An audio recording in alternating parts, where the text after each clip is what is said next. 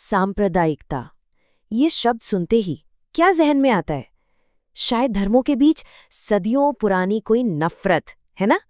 पर क्या ये कहानी पूरी है? आज हम इसी सांप्रदायिकता की जड़ों को समझने की कोशिश करेंगे और देखेंगे कि ये उतनी पुरानी नहीं जितनी आधुनिक है। चलिए पता लगाते हैं। ज्यादातर यही माना जाता है कि सांप्रदायिकता तो हमेशा से थी, धार्मिक गुटों के बीच एक स्वाभाविक, कभी न खत्म होने वाली लड़ाई, एक ऐसी नफरत जो मानो हमारे इतिहास का हिस्सा हो। लेकिन असलियत इससे कहीं ज्यादा पेचीदा है। सांप्रदायिकता कोई पुरानी भावना नहीं, बल्कि एक मॉडर्न आइडियोलॉजी है, एक आधुनिक विचारधारा, एक ऐसी सोच जिसे बाकायदा बनाया गया और जिसकी जड़ों को हम आज के दौर में ढूंढ सकते हैं। तो इसको समझने के लिए सबसे पहले ये जानना जरूरी है कि ये है क्या। देखिए, सांप्रदायिकता को सिर्फ हिंसा या दुश्मनी समझना एक बहुत बड़ी भूल होगी। असल में ये एक पूरा का पूरा बिलीफ सिस्टम है, एक सोची समझी विचारधारा, महज एक भावना नहीं। इस विचारधारा की बुनियाद इस सोच पर टिकी है कि अगर कुछ लोग एक ही धर्म के हैं तो उनके राजनीतिक, आर्थिक और सामाजिक हित भी एक जैसे ही होंगे। मतलब धर्म ही उनकी सबसे बड़ी पहचान है, जो उनकी पॉलिटिक्स से लेकर इकोनॉमिक्स तक सब कुछ तय करता है। पर यह विचारधारा एक दिन में पैदा नहीं होती, ये धीरे धीरे 3 अलग अलग स्टेज में फैलती है और हर अगला स्टेज पिछले वाले से कहीं ज्यादा खतरनाक होता जाता है। आइए देखते हैं कि ये 3 स्टेज हैं कौन-कौन से। देखिए ये कैसे आगे बढ़ती है। पहले स्टेज में बस ये माना जाता है कि हमारे हित एक जैसे हैं। दूसरे स्टेज में सोच बनती है कि हमारे हित उनसे अलग है। और फिर आता है तीसरा और सबसे खतरनाक स्टेज, जहां ये विश्वास बन जाता है कि हमारे हित उनके हितों के खिलाफ हैं। बस यहीं से टकराव की जमीन तैयार हो जाती है। यहाँ पर उदार और चरम सांप्रदायिकता का फर्क समझना भी बहुत जरूरी है। कई शुरुआती राष्ट्रवादी नेता भी स्टेज 2 वाली सोच रखते थे। वो मानते थे कि अलग अलग धार्मिक हितों के बीच तालमेल बिठाया जा सकता है। लेकिन स्टेज 3, जो डर और नफरत पर टिकी होती है, वो बहुत खतरनाक मोड़ ले लेती है। वो एक दुश्मन बनाती है और यहीं से फासिज्म जैसी विचारधाराओं को जगह मिलती है। तो अब जब हम इसकी परिभाषा और इसके स्टेजेस को समझ चुके हैं, तो चलिए इससे जुड़े कुछ सबसे बड़े मिथकों को तोड़ते हैं। सबूतों के साथ देखते हैं कि सच क्या है। तो सबसे बड़ा मिथक तो यही है कि ये समस्या सदियों पुरानी है, जबकि सच ये है कि ये पूरी तरह से एक मॉडर्न आइडिया है, जिसकी जड़ें हमारे हाल के इतिहास में, मॉडर्न पॉलिटिक्स में हैं। और ये कोई नई खोज नहीं है। जवाहरलाल नेहरू ने 1936 में ही ये बात कह दी थी। उनका ये कोट देखिए, सांप्रदायिकता एक बाद की घटना है जो हमारी आंखों के सामने बढ़ी है।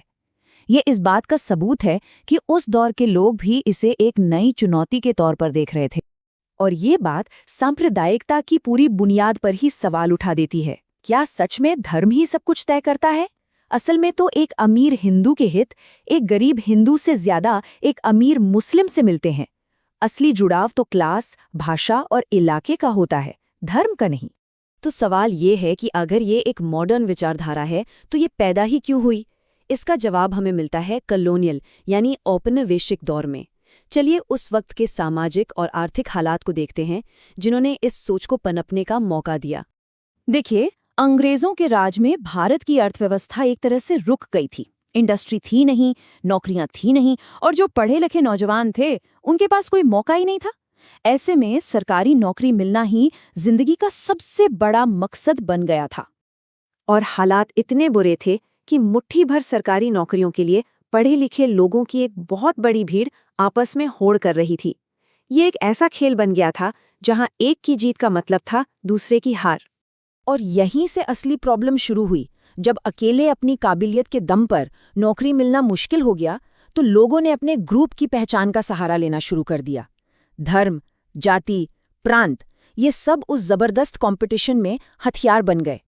और अब हम इस कहानी के सबसे जरूरी हिस्से पर पहुंच रहे हैं।